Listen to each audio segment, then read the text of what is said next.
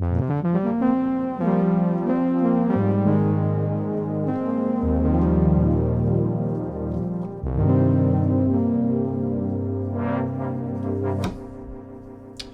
back to the channel. Today we're talking about the COBALT5S from Modal Electronics. It is a slim MIDI controller looking type of keyboard that's got a cool synth engine built into it. I've been using it for the past 6 months and done a whole Synthwave record with it. We've done some productions, so I think I am ready to talk about its pros and cons, which definitely has pros and definitely has cons. Now, this is not going to be an exhaustive review of every detail or feature that's available in the COBALT5S, but I do want to talk about what stands out to me and what type of usage things that I ran into. So let's actually talk about the interface first. As you can see, it's a 37 key slim keyboard, and it's got a bunch of knobs up top to control the synth engine that can also double as MIDI controller, CC value type of stuff. And then it's got this XY pad type of thing with Z pressure, and it has aftertouch as well. So on paper, everything sounds like this would be the perfect mobile keyboard because it's also powered by USB. It does not come with a wall wart power adapter or anything like that. It's always powered with USB if you just buy it directly out of the box, or pull it out of the box, I should say. So it's a very portable synth. Audio does not come out of the USB port. So if you're thinking that you could just plug the USB directly into your computer and you have everything, no, you still have to get audio out of the regular TRS jacks in the back. And if you want to use the companion app on the iPad or say a PC or Mac or something like that, then you have to use the USB cable for that as well. So what I've found over the past 6 months in using this keyboard is that I'm actually not really a fan of the keys. I thought I was gonna really like these keys, but for some reason they're pretty stiff. Again, on paper, this should be like the perfect MIDI controller type of setup, but it's not as good as a key step in my opinion. Or the Hydrasynth Explorer, those keys are amazing. Fantastic mini keys with poly aftertouch. The COBALT5S is actually the first modal product that I've acquired, and I liked it so much that I wanted to check out the COBALT8, which is very closely related, obviously. And I have to say that the build quality and the keyboard quality on the COBALT8 is night and day difference in comparison to the COBALT5S. Now, it's possible that I have a lemon from the factory, you know, something about these keys are just a little more stiff than they should be. But just to give an example, when I push up here on the black keys, there's a lot of resistance, like uncomfortable amount of resistance right there. Same thing with the white keys up here. You know, obviously it's better right here, but I have the same amount of resistance with this, actually more resistance if I recall correctly, than I do on the COBALT8. Now, the COBALT8 is more expensive, obviously, almost double.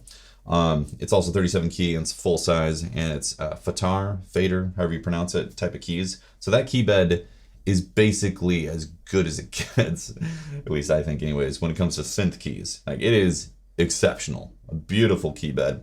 And again, the build quality on the COBALT8 is top notch. It's also heavy too. It's like 20 something pounds for like a 37 key synth.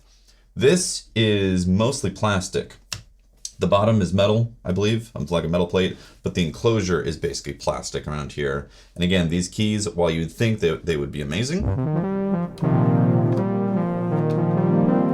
I've played better.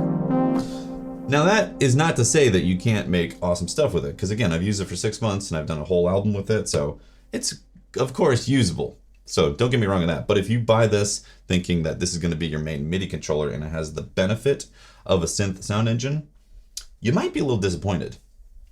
Just saying. Because on top of that, the XY pad is not as responsive as you think it would be. You can even see right here, it's kind of glitching. Now, I'm just giving it like a gentle touch, you know, like this. It's latching into the middle, and like, see, I'm up here, and it's not even registering that I'm up in the corner right here. Again, do I have a lemon from the factory? Is that possible? The Z pressure is cool. A problem that I found, or not really a problem, but like a kind of an oversight, is that the majority of the patches don't really seem to respond to Z pressure. It responds to aftertouch.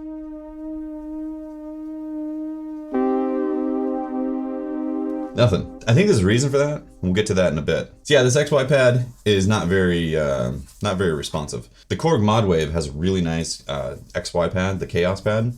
That thing is very sensitive, and you can, you know, it maps like how fast you're moving and all that stuff. This feels like an imitation knockoff. Now, I just want to highlight that I really like this keyboard, okay? Again, I've done a bunch of productions with it. I really like what Modal have done with the synth engine and I like their products. Okay, so I just want to preload that with these complaints about this keyboard, because I still like this keyboard even though I have these issues with it. Basically, I've just ignored the XY pad because I don't find it very functional. And again, most of the patches don't really respond to the Z pressure. And if I am doing any Z pressure, I might as well just use aftertouch for pressure, you know? So, but as a MIDI keyboard, I really kind of think this falls flat for the price, because this is, I think, $450. It was on sale for $400 recently. And I think for that kind of value, I would have expected the keys and the XY pad to be a bit better, and even the construction quality as well. Like I said, this is pretty plastic. I don't know how roadworthy this really could be, because the sounds are fantastic. Like, I really like the Cobalt synth, or the 5S synth engine, and the Cobalt 8 synth engine. I think they're great. So that's the MIDI controller side of things, in my opinion on that. Let's talk about the actual synth engine of the Cobalt 5S, because the way this is laid out, I think is actually really clever and intuitive.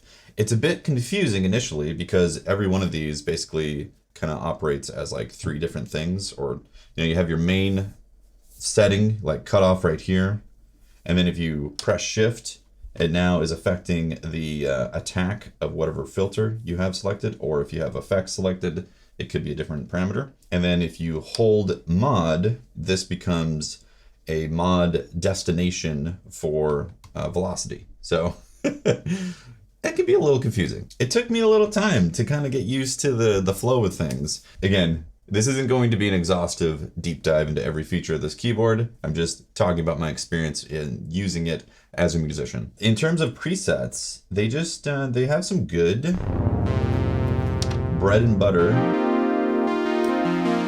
synth sounds.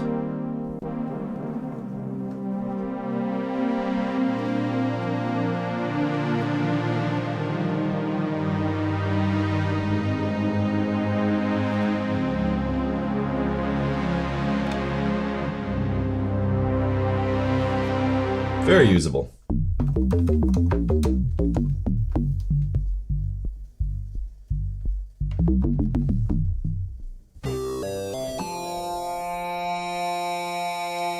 Again, no Z pressure.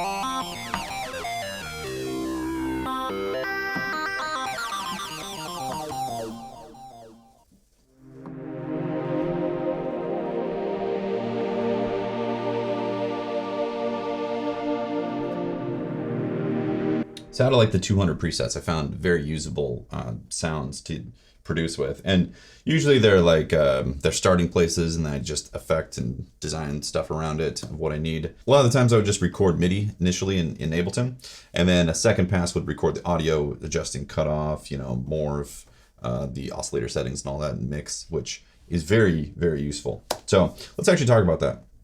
From what I've found in writing parts with this keyboard, the functions in front of you are actually very immediate for the limitedness of this interface.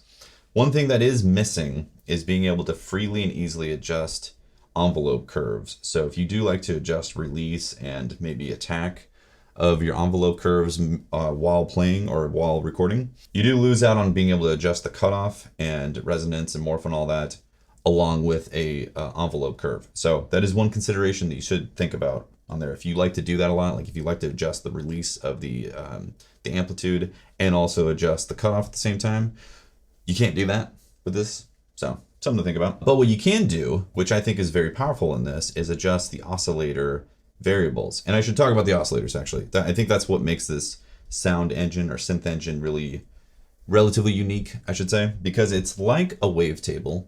In fact, I think the technology is based on wavetables. The oscillators have like 40 different algorithms or something like that. Something starts with like your basic bread and butter virtual analog type of stuff, and then goes all the way into some esoteric, weird, you know, modulation type of things. That would be pretty complex to set up initially with a different synth, but are baked into the oscillators. So you can kind of start with really complex harmonic tones and then treat it as like a regular subtractive synthesis type of setup. You have 2 LFOs to modulate with, and then you also have a modulation envelope as well that you can assign to adjust some of these parameters. So again, 2 oscillators, and then you have a mix in between. So mixing, actually let me initialize real quick. Patch initialized. So this is what you get with just initializing. and it starts with your regular virtual analog shape. So mix is all the way to oscillator 1, and then if I adjust A1,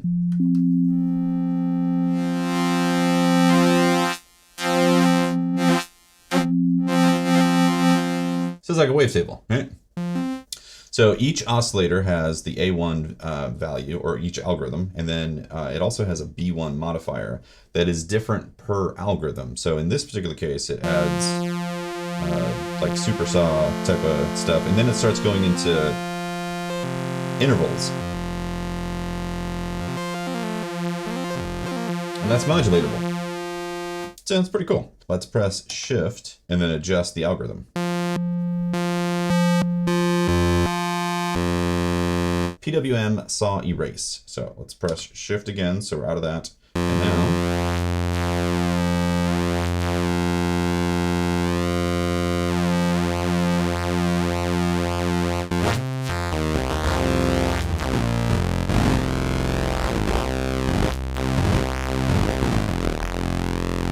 that's one oscillator right there. Then I could blend in the other oscillator. So this is, you know, initialize patch back to the regular virtual analog. Let's just give it a triangle.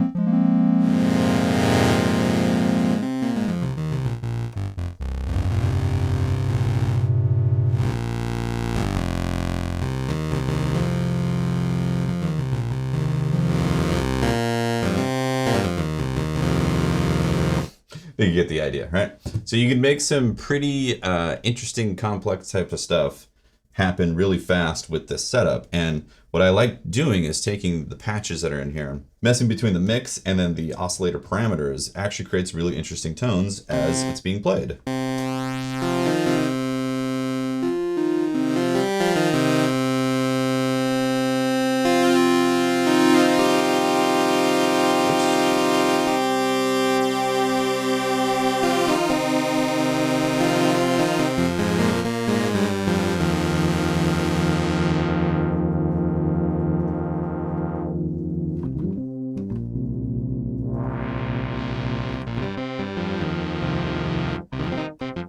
Yeah, so I think that feature right there makes this synth stand out somewhat from your typical just, you know, shape a oscillator here and there. Because it's also very straightforward. Like this is a very small synth interface and there's a lot of power that's at your fingertips right there. So good stuff. The filter, let's talk about that real quick. It's not the greatest filter. It's pretty polite. It doesn't sound bad by any means. It is a good sounding filter, but there's no feature in there to make it scream in the way an analog filter is going to, or there's no pre-drive, I should say. And I wish there was distortion / pre-drive type of stuff built into this, and there's not. It's unfortunate, really. I'm always a fan of being able to kind of like punch the filter, even if it's like digitally modeled, which I don't know if I mentioned that this is 100% digital. I should have. This is a 100% digital synthesizer. I'm sure you're already aware of that. So yeah, the filter, it's not like crazy wild or anything like that. One thing that is really cool though is the morph feature, because on the standard filter, I believe it morphs between 4-pole and 2-pole, but it has this like dip in the bass as it's transitioning, as you can see. That is also really powerful for when you're performing parts and making the sound shape and shift, you know, like suck out some bass real quick. You can also adjust the filter type as well. So it's resonant low pass at the moment. You can go balanced, balanced high pass, balanced phase. Actually, I guess it's just 4 right now. The COBALT 8 had a recent update that added a buttload of filter types in there. And they also added the ability to have distortion pre-drive type of stuff. So you can actually distort into the filter. So that's really cool, which means that might be coming to the COBALT5S. I don't know for sure, but maybe a firmware 2.0 might be on its way that could add some more features that could actually distort. Because as it is right now, you basically have to rely on the oscillators to provide that distorted tone as it hits the cutoff and all that. And the effects don't have any kind of distortion in there. So effects are pretty straightforward. You basically have chorus and delay. The chorus sounds great. It's that version 2 that was added to the COBALT a few months ago. So it's a really nice sounding chorus. And the delay has a nice ping pong delay type of thing. I think there's 2 of them, stereo delay and a ping pong. and I pretty much always use the ping pong delay, and it sounds good. There's no reverb in this, so you would have to add reverb post recording production type of stuff, which if you're using this in a DAW setting, you're gonna do that regardless, so not really that big of a deal. But if you are using this for live performance, then reverbs are gonna be added via pedal, something like that. Obviously there's a bunch of options out there for pedals, but this is already $450, so like there's a lot of options out there for that 500 and up range, like the 500-600 range, you know? We'll get to that in a bit. There is an arpeggiator and a sequencer. The arpeggiator is good, but I did find it had clock problems with Ableton when it was being sent back and forth. You know, other synths that I have don't have the same issues, so I don't know if that's a software thing, MIDI driver thing, you know, Windows MIDI driver issue type of thing. Not really sure, but I did notice it had glitches with timing. The sequencer is really powerful. I'm not really going to talk about it that much here because I didn't really use it that much. And you can also save individual sequences separate to the patch. So there's patch memory and sequence memory. So you can actually have a lot of different sequences saved and then load them up for like the different patch, or use the same patch and load up different sequences. So that's actually really cool for performance. Lastly, let's talk about the modulation system. So like I said, there's two LFOs and then you have your modulation envelope, which is all fine and dandy. You know, the LFOs are good. The thing that I have an issue with when it comes to this keyboard, and also the Cobalt 8, is the limited slots for modulation. I don't understand why they would only put 8 slots for modulation in this, because it's a digital synth, right? Like, why not give it 16? At least 16. In fact, most of the analog synthesizers that I have usually have more than 8 modulation slot options. So yeah, it's a bit of a head scratcher because you have some really cool options for interesting modulation happening with this, and it just kind of gets shorted really fast once you start digging in. For instance, let's say you wanted LFO 1 to change oscillator 1's A and B and oscillator 2's A and B subtly in different directions, you know? Just subtle movements because you want to have some little character going through and out. If you did that, that's 4 slots right there, and you only have 8. If you want to add the Z pressure, that's going to take up a slot right there. And if you want to add this to, say, you know, oscillator 2's B value and the cutoff, and maybe shift the morph a little bit, that's 3 slots. Like, you're running out really fast. I don't understand why they did that. You know, maybe in an update they can change it. If you look at the supporting app, you'll see it shows you the 8 mod slots, and then you have 4 dedicated slots. You do have some basic things that you kind of always would want mapped available in this, but I don't think it's nearly enough. I really think there should be at least 16 slots to be able to make some complex patches out of this. The sound engine is really cool and it supports interesting modulation options, but it's missing the slots to really go wild with it. Because if you wanted these LFOs to subtly shift multiple parameters, and you wanted Aftertouch to do some cool stuff, and you wanted the Z depth to actually do something interesting, there is not, you can't do it. Like, you have to pick some, you know? So, Modal Electronics, if you're listening, please add more mod slots. Please. Especially to the Cobalt 8. Please. Speaking of the application, I should mention that there is a real big problem if you're using Windows. So if you're on Mac, this is not an issue because Mac's architecture for core audio is significantly better. But if you're on Windows like I am, Windows has a system where the application essentially locks the MIDI port.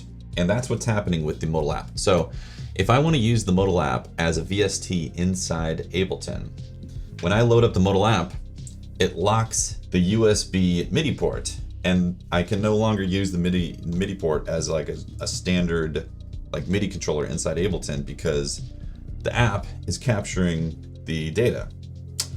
Super unfortunate, because that means I can't really use this app as a VST plugin to shape and shift stuff. Now I should mention that the VST plugin does not generate any sound, you know, so it's not a sound source, it's not sending audio through this USB cable or anything like that. It's purely a controller on there. But if you wanted to use the application to do some, you know, modulation stuff directly on the screen or something like that, you're gonna lose your ability to control other instruments or use this as a MIDI keyboard for Ableton or whatever application you're using on Windows specifically. That is unfortunate. I don't know if Modal could have gotten around that, if they could have maybe developed their own driver specifically for their products. Possibly. Don't know. If you're on Windows, be warned that it's going to be limited. The workaround, essentially, is to use the MIDI ports in the back, the 5-pin MIDI DINs, with a separate interface and use those as your main MIDI controller information, and then just relegate the USB output to the application. So there is technically a workaround, but I kind of feel like it's a pain in the ass to do that workaround. So I'd rather just not use the application. In fact, that's what I did. I just ignored the application. I would use this application if I need to manage presets. Before we wrap things up, I want to talk about some alternatives, because for $450, you're getting close to that price range of some really great options out there. Like for instance, the Hydra Synth Explorer, $600. The newly announced Mini Freak from Arturia, that's also $600, and that's going to be a great feeling keys. In fact, both of those are going to have phenomenal feeling keys, with the Hydra Synth Explorer probably having the best because of the polyopter touch.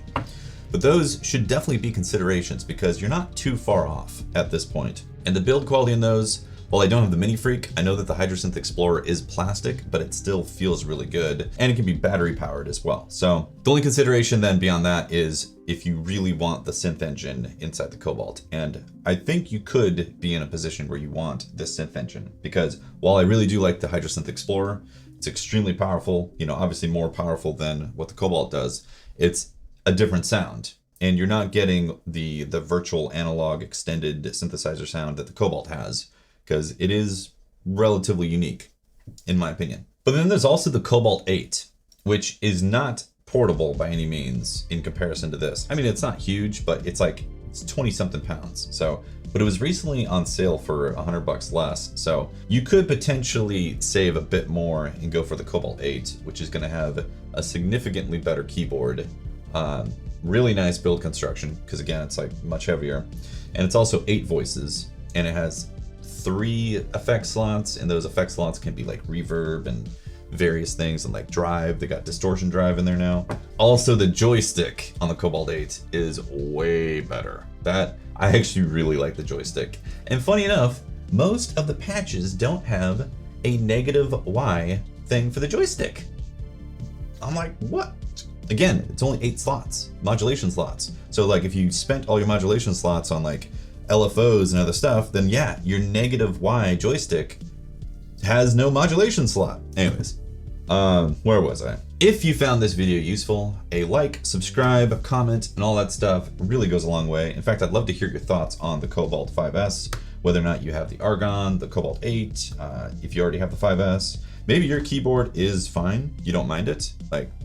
Maybe I really do have a bad keyboard. I don't know. It's a possibility. Also, if you're planning on picking up a Cobalt5S or a Cobalt 8 or any keyboards that I mentioned, using our affiliate links below definitely helps out the channel at no additional cost to you. And if you want to hear some of our Synthwave music that we produced with the Cobalt5S, it will be on Spotify and Bandcamp and all those places. I don't know the exact dates of release because we're still kind of planning that stuff, but if you're watching this video a couple months in the future, then likely it's already released, so you can check it out. Yeah, that's the video. Thank you so much for watching. Really do appreciate it. And I will see you for another one.